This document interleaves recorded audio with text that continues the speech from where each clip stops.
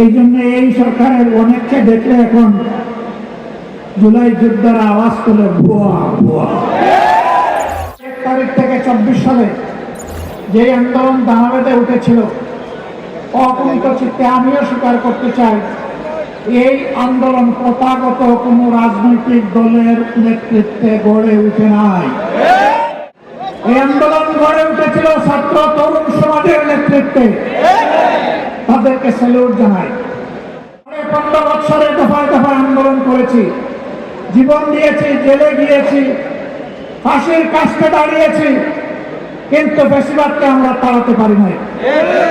আন্দোলনের মধ্য দিয়ে যখন সারা দেশবাসী একাকার হয়ে গেল, তখনই ফেসিবাদ দুপুরের খাবার ফেলে দিয়ে পালিয়ে যেতে বাধ্য হল। আগে তো আর পালিয়ে যায়নি। সুতরাং এই ক্রেডিট জনগণের, নেতৃত্বের ক্রেডিট আমাদের তরুণ সমাজের।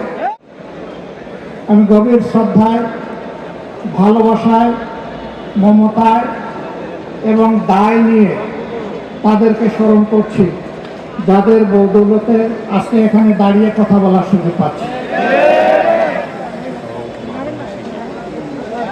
2006 সালের 28 অক্টোবর থেকে শুরু করে 24 সালের 5 আগস্ট পর্যন্ত যারা জীবন দিয়েছেন, লড়াই করেছেন, আহত হয়েছেন, পঙ্গু হয়েছেন, আয়নাগরের সঙ্গী হয়েছেন, জেলে গিয়েছেন, মামলা পেয়েছেন, দেশ ছেড়ে অনেক জায়গায় চলে যেতে বাধ্য হয়েছেন, আমি তাদের সকলের ত্যাগকে গভীর শ্রদ্ধার সাথে স্মরণ করছি। জীবন দেওয়া সকলের জন্য মহান প্রভুর দরবারে শাহাদাত কামনা করছি। এই জীবন পার্টিকুলার কোনো দল দেয়নি, দল মতের ঊর্ধ্বে উঠে সমগ্র জনগণকে এই ত্যাগ স্বীকার করতে হয়েছিল। বিশেষভাবে 28 অক্টোবরের নৃশংস লগিবৈটার হত্যাকাণ্ড, 2009 সালে পিলখানায় 25 এবং 26 ফেব্রুয়ারি নারকীয় হত্যাকাণ্ড।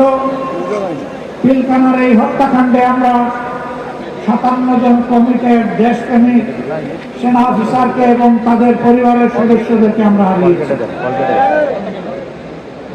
এরপরেই বাংলাদেশ জামাত ইসলামীর উপর ক্র্যাকডাউন করা হয়েছিল।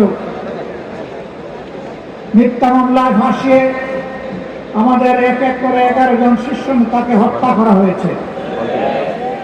এই বিচারিক হত্যাকাণ্ডে দুনিয়া থেকে যারা বিদায় নিয়েছে, তাদের সকলের জন্য এই পিলখানা 28 অক্টোবর এবং পুরো 15.5 বছর জুড়ে যাদেরকে খুন করেছে ফ্যাসিবাদী সরকার, মহান আল্লাহর দরবারে তাদের জন্য, এই সমস্ত নিহত মানুষগুলোর জন্য আমি শাহাদাত কামনা করছি। সম্মানিত ভাইরা, বিশেষ করে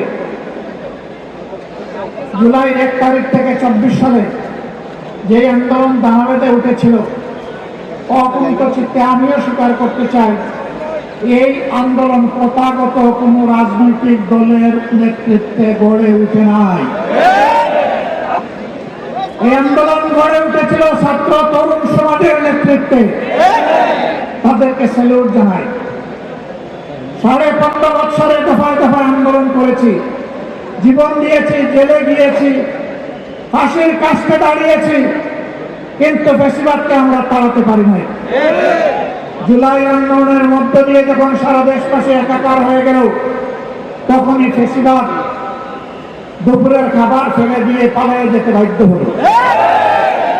এর আগে তো আর পালিয়ে যায়নি। সুতরাং এই ক্রেডিট জনগণের, নেতৃত্বের ক্রেডিট আমাদের তরুণ সমাজের। এইটা নিয়ে কেউ টানাটানি করুক, তা আমরা পছন্দ করি না। এই আন্দোলনের কোন মাস্টার মাইন্ড, একক মাস্টার মাইন্ড কাউকে স্বীকার করি না। এই আন্দোলনের মাস্টার মাইন্ড 18 কোটি নির্যাতিত মানুষ। সংগ্রামী বন্ধুগণ, অনেকেই ক্রেডিট দাবি করছেন, কখনো মাস্টার মাইন্ড, কখনো আবার জুলাই শহীদদেরকে ভাগ বাটোয়ারা করছেন। আমি এগুলো নিন্দা জানাই। শহীদদেরকে নিয়ে রাজনৈতিক রং দেওয়ার চেষ্টা করবেন না। যদি রাজনৈতিক দলের ডাকে সাড়া দেওয়ার হতো, তারা আগেই দিত। তারা আগে সাড়া দেয় নাই। জীবন দেওয়ার জন্য রাস্তায় নেমেছিল তরুণদের ডাকে। তারা জাতির সম্পদ, তারা কোনো দলের সম্পদ হতে পারে না। তাদের নিয়ে কোনো রাজনীতি হোক, এটা আমরা পছন্দ করি না।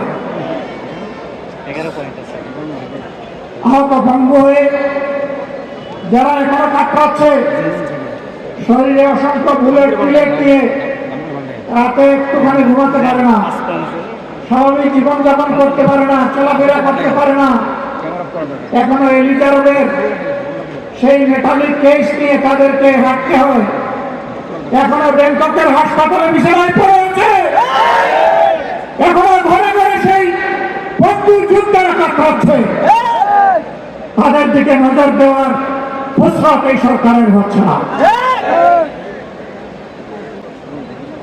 আমরা স্পষ্টভাবে বলতে চাই, যাদের কারণে জাতি নাজাত পেয়েছে তাদেরকে অবশ্যই সম্মান দিতে হবে।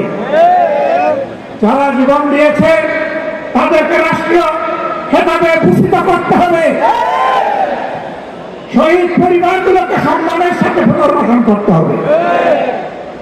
যারা আহত ভঙ্গ হয়েছে তাদের সুচিকিৎসা নিশ্চিত করতে হবে, সেটা দেশে হোক কিংবা বিদেশে হোক। এটা হবে সর্বোচ্চ অগ্রাধিকার, এবং তাদেরকেও সম্মানজনক পুনর্বাসনের ব্যবস্থা করে দিতে হবে।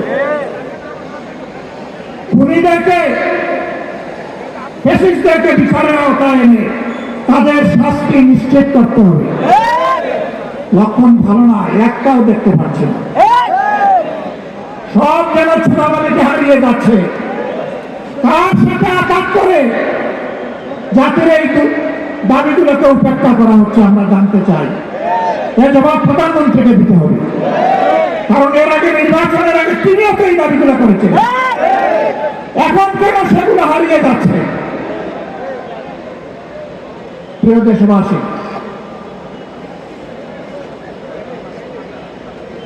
এইখানে মুজিবুর রহমান ভূঁইয়া মঞ্জু বলে গেছেন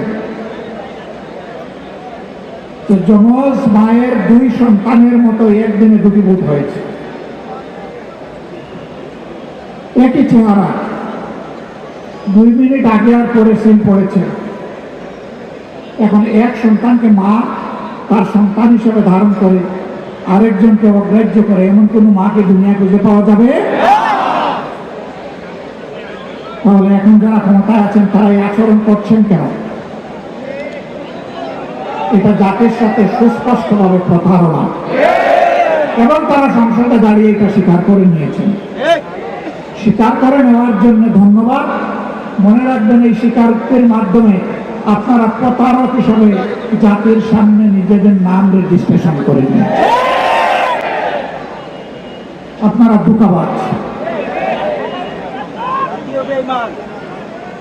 এই জন্য এই সরকারের অনেককে দেখলে এখন জুলাই যুদ্ধের আওয়াজ তুলে ভুয়া ভুয়া।